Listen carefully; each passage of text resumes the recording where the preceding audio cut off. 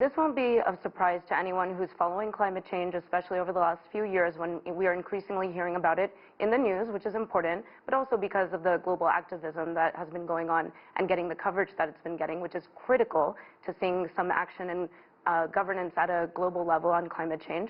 But the takeaway primarily is that it is human-caused. So NASA and NOAA are highly respected federal agencies here in the U.S., and they have been collecting data all over the globe and have analyzed it separately and together and have come away with, again, what's not surprising is that this is definitely an issue that we have caused knowingly in the last 30 years. And the good news there is that we can do something about it in the same way that we have created this situation. We can also look towards solutions to overcome it. Now, a few additional takeaways that might be a little bit more surprising for viewers. One is that the temperatures that normally peak temperatures during the day are exactly that. They're taken during the day. What NASA has seen is that there's an increase in temperatures at night and in the early morning hours. So that's a new trend that has come out of this analysis. Another one is that we see these large events that NOAA and NASA have referred to as big rain or big drought. So it's these intense and longer periods of rainfall that are now contributing to the budget of rainfall for the whole year. Normally you would see rain staggered throughout the year, and instead now you've got these big intense events.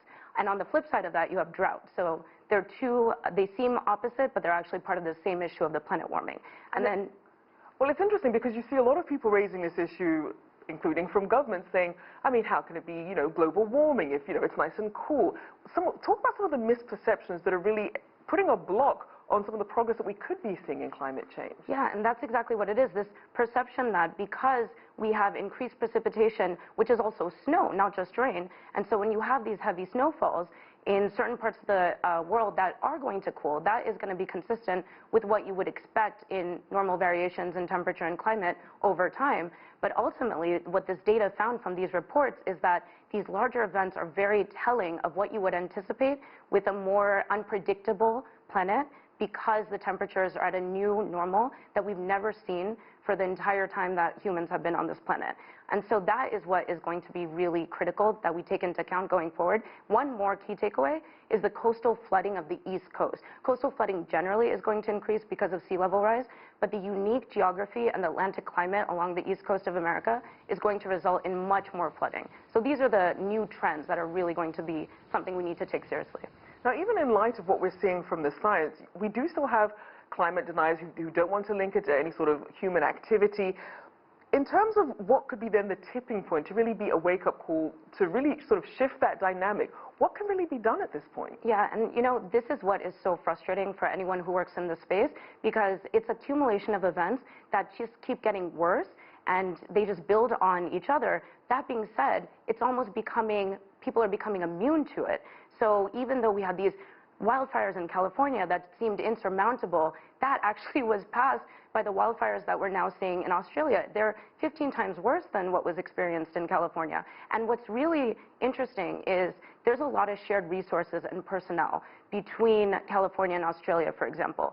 These fire seasons, historically, because these are two different hemispheres, you can share resources, and because fire seasons are separated. But now that they're overlapping because of increasing heat and drier conditions, we are not going to have that opportunity and that ability to share resources in the same way.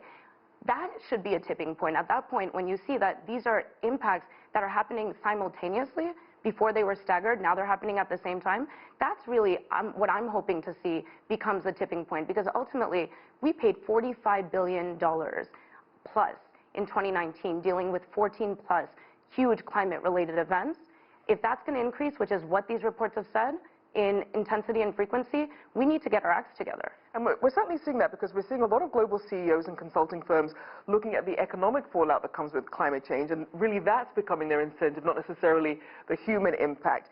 Do you think, though, their actions, the private sector's actions, could be enough to offset what's not being done by the public sector? And that there is a lot of hope there. So you have seen in the U.S. especially that local governments, local leaders, private sector, CEOs especially, who have really tried, some of those who are running for president for the U.S. elections 2020, are really making a case for alternative leadership to where the federal government is lacking, because we really need to see a complete overhaul in how we approach reducing our carbon emissions, and we need to get to net neutral by 2050 to offset the simultaneous impacts that I was just talking about. And so if we can count a little bit more on the private sector to take the initiative, take the lead, and maybe even run with some of these initiatives, maybe even be finding themselves in positions of power where they're able to do that, then there is definitely hope, especially with the new administration in the coming years, to see that happen.